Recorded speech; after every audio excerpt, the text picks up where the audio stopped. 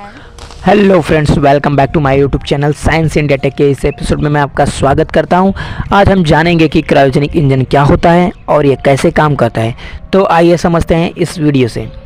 जैसा कि हम जानते हैं कि अंतरिक्ष में आजकल बहुत सारे रॉकेट छोड़े जा रहे हैं, पर क्या आप जानते हैं कि इस तरह के रॉकेट को छोड़ने के लिए एक खास तरह के इंजन का उपयोग किया जाता है, जिसे हम क्रायोजेनिक इंजन कहते हैं। क्रायोजेनिक इंजन को समझने से पहले हम समझेंगे कि क्रायोजेनिक का मतलब क्या होता है। क्रायोजेनिक दो ग्रीक शब्द हैं, क्रायो और जीन से बने हैं। क्रायो का मतलब होता है बहुत ठंडा और जीन का मतलब होता है उत्पादन करना, कह सकते हैं प्रोड्यूस करना। बहुत ही कम तापमान पर पावर को प्रोड्यूस करना भौतिक विज्ञान में क्रायोजेनिक कहलाता है। क्रायोजेनिक इंजन एक ऐसा इंजन होता है जिसमें लिक्विड हाइड्रोजन ईंधन के रूप में यूज किया जाता है, जहां पर हम लिक्विड हाइड्रोजन को -253 डिग्री सेंटीग्रेड टेम्परेचर से कम टेम्परेचर पर स्टोर कर लिया जाता है। अब सवाल ये उठता है कि हाइड्रोजन ही क्यों यूज़ किया जाता है। जैसा कि हम जानते हैं कि हाइड्रोजन का मॉलिक्यूलर वेट कम होता है और इसकी स्पेसिफिक इम्पल्स बहुत ज़्यादा, जो कि रॉकेट के लिए बहुत ज़रूरी होता है। और तो और कैलोरीफिक वैल्यू भी हाइड्रोजन का बहुत ज़्यादा होता है। हम जानते हैं कि हाइड्रोजन एक पॉल्यूशन फ्री गैस है, जिससे वातावरण को भी हानि नहीं पहुंचती, इसीलिए हम हाइड्रोजन को सेलेक्ट करते हैं। सबसे बड़ा चैलेंजेस का काम ये होता है कि हाइड्रोजन रूम टेम्परेचर पर गैस के रूप में होती है, और तो और गैस को स्टोर करने के लिए बड़े टैंक की ज़रूरत होगी, जो कि रॉकेट को काफ़ी भारी बना देगा।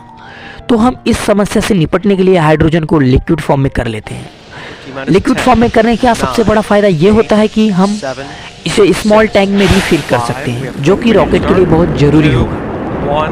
हाइड्रोजन को लिक्विड में बदलने के लिए हाइड्रोजन को अलग अलग प्रोसेस से गुजरना पड़ता है।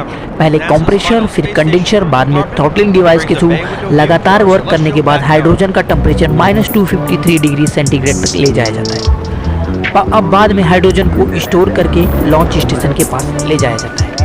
यही प्रोसेस से ऑक्सीजन को भी गुजरना पड़ता है।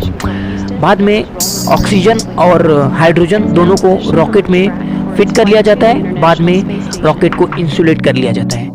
आइए समझते हैं working mechanism of cryogenic engine. Main component of cryogenic engine, fuel tank. First fuel tank जिसमें ज़्यादातर लिक्विड हाइड्रोजन को फिल कर लेते हैं।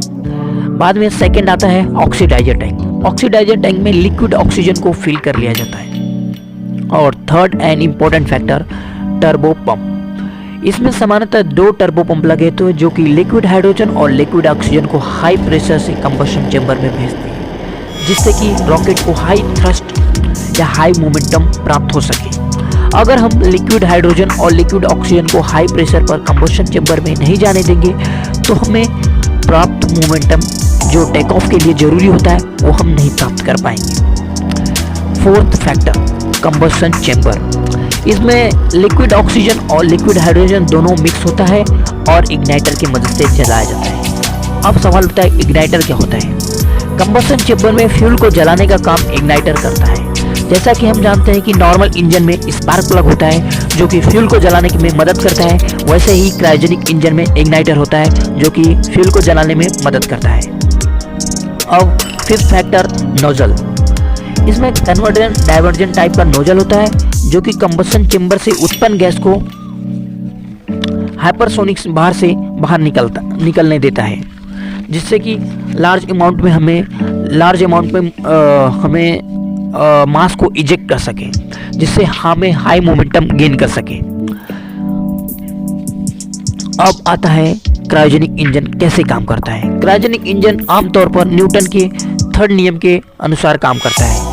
इसमें फ्यूल चेंबर होता है जिसमें समानतः लिक्विड हाइड्रोजन को समान -253 डिग्री से कम टेम्परेचर पर रहता है, और ऑक्सीडाइजर जो कि ऑक्सीजन का काम करता है, क्योंकि हमें पता है कि स्पेस में ऑक्सीजन नहीं होता, वहाँ पर ईंधन को जलाने के लिए ऑक्सीजन चाहिए, इसलिए हम क्रायोजेनिक इंजन में ऑक्सीडाइजर टैंक लगाए होते हैं। दोनों चेंबर में एक टर्बो पंप से भेजे जाते हैं जो कि हाई प्रेशर और हाई टेम्परेचर पर लिक्विड हाइड्रोजन और लिक्विड ऑक्सीजन को दहन कक्ष में भेजा जाता है। कह सकते हैं जब कंबशन चेंबर दोनों लिक्विड को मिक्स होते हैं और कंबशन चेंबर में इन्हें इग्नाइटर की मदद से जलाया जाता है।